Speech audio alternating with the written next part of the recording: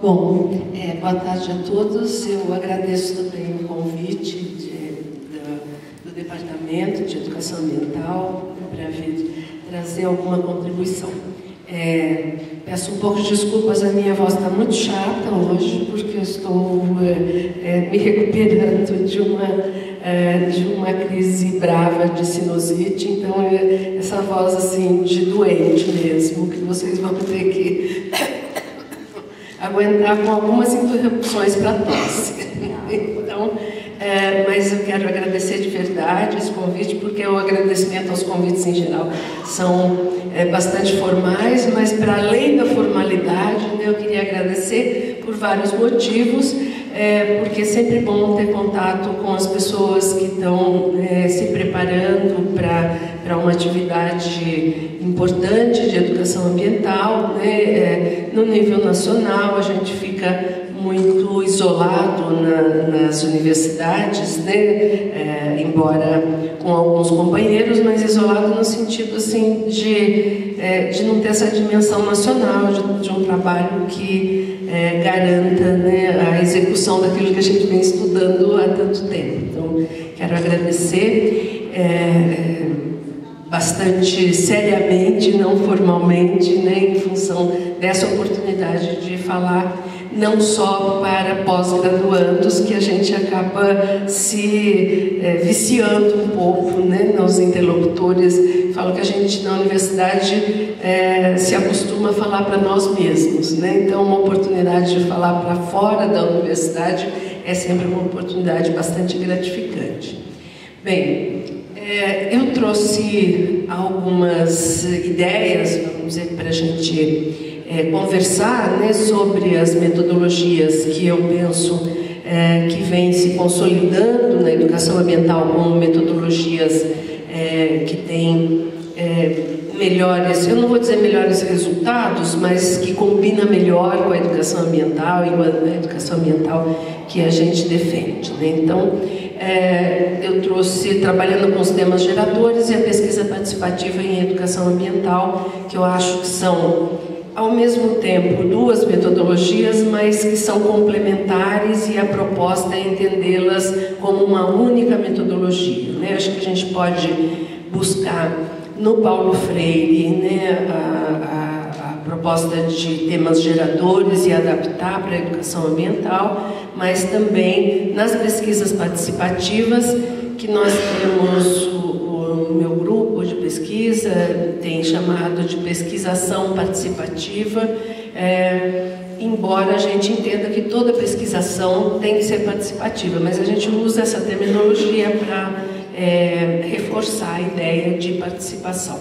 Então, acho que essa é uma forma de trabalho com a educação ambiental bastante interessante, né? Trabalhar com os temas geradores e com as metodologias participativas como forma de incluir todas as pessoas, não só como ouvintes do processo educativo ambiental, né, mas como atores do processo educativo ambiental. Então, acho que o que nós vamos tentar aprofundar aqui é isso do que é participação, o que é uma metodologia participativa, que todas elas são inspiradas nessa modalidade de pesquisa, que é a pesquisação participativa, o que não significa apenas uma metodologia de pesquisa científica, acadêmica dentro da universidade, mas de conhecimento da realidade. Eu vou fazer uma apresentação bem rápida. Obrigada. Na verdade, isso deveria ser uma roda de conversa, né? Então, eu trouxe algumas ideias básicas, vamos dizer assim, para esquentar essa conversa. Então, mas isso não significa que eu vou falar primeiro, vocês vão falar depois. Acho que a gente pode ir, vocês podem ir participando conforme eu vou apresentando essas ideias básicas para a gente debater, né? Mas pode ser durante a apresentação, no final da apresentação, antes da apresentação, a qualquer momento. O importante é que vocês entendam um pouco, e entender significa ter dúvida. né? A gente só entende a partir de ter dúvida. Eu costumo dizer que eu não entendo nada, que eu não tenho nenhuma dúvida sobre física nuclear, nenhuma, porque eu não sei absolutamente nada sobre isso. Já sobre educação e educação ambiental tenho muitas dúvidas, né? Porque venho estudando e sei alguma coisa sobre isso, então tenho dúvidas sobre isso, né? Então acho que essa conversa é bem por aí, né? Para levantar as dúvidas, debater as dúvidas, e eu acho que tem de vir aqui. Não, já mudou. Bom, eu trouxe duas questões introdutórias, né? Para a gente começar a pensar numa metodologia de trabalho educativo ambiental.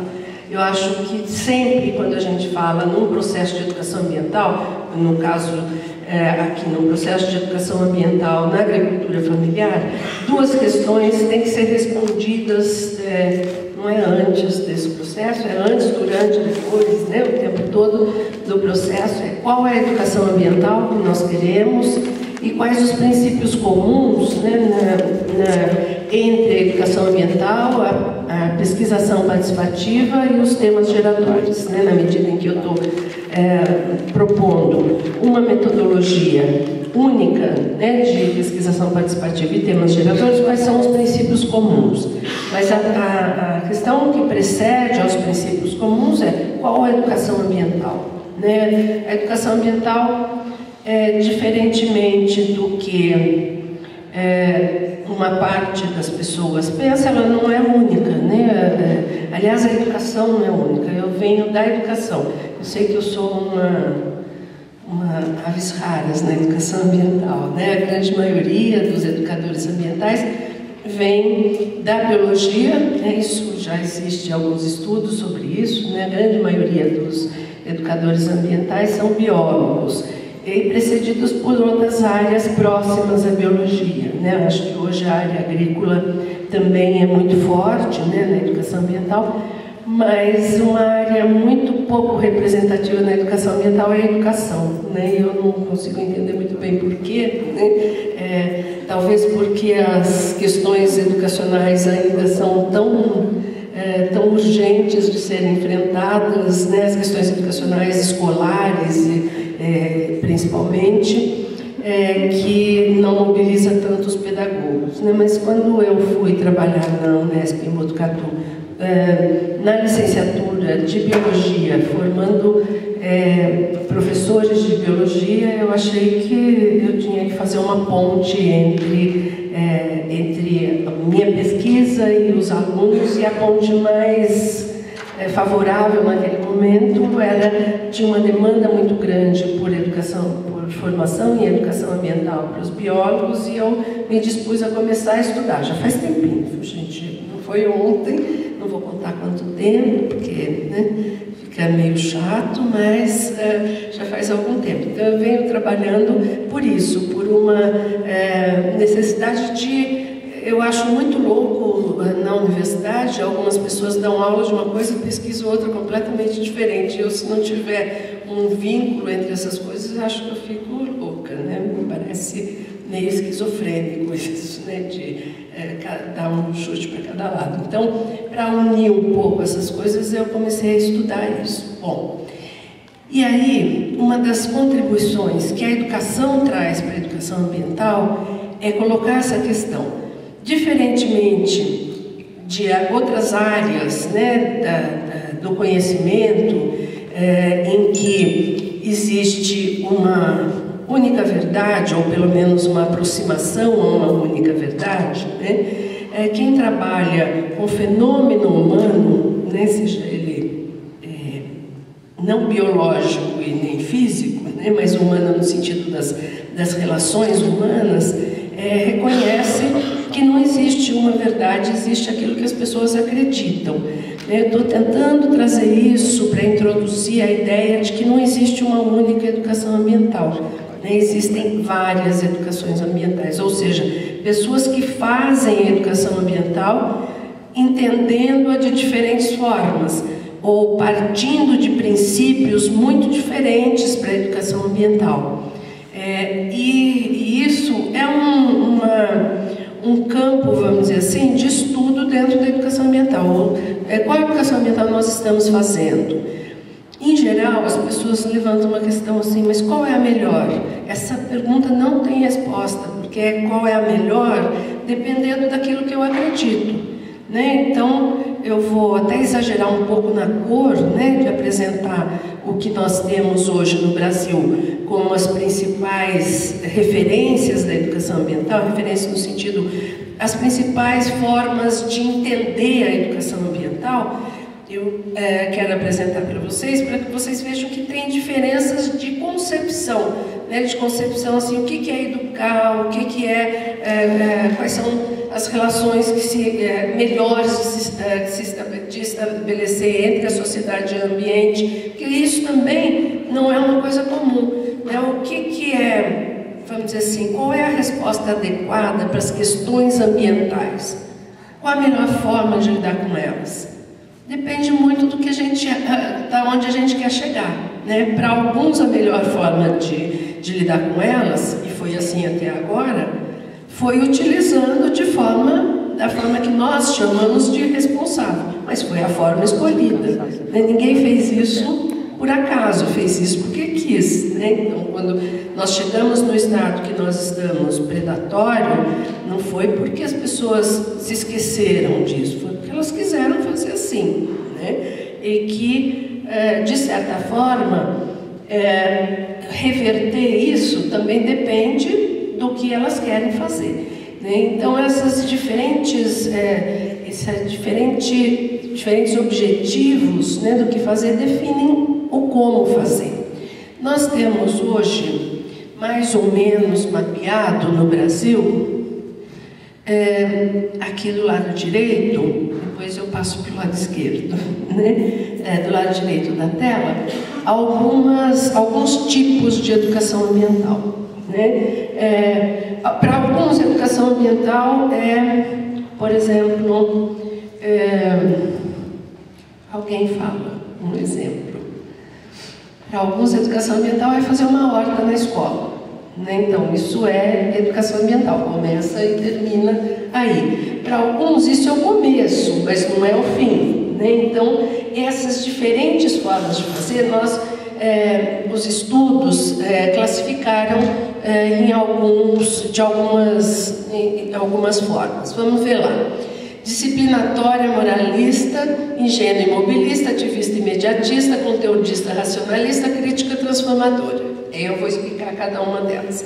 Para alguns, educação ambiental, e a gente vê isso muito, principalmente entre as crianças, né, ou na escola, ou até fora da escola, é quase que uma forma autoritária de fazer as crianças mudarem de comportamento sem pensar por quê, né? Então, por exemplo, em Botucatu eu sempre uso esse exemplo porque tem um movimento lá de uma ONG que faz isso de uma maneira, se queimar vai para o inferno, né? É um slogan da ONG, contra as queimadas. Então, vamos dizer assim, o motivo, né, é muito interessante, contra as queimadas, mas a forma educativa é assustadora, né?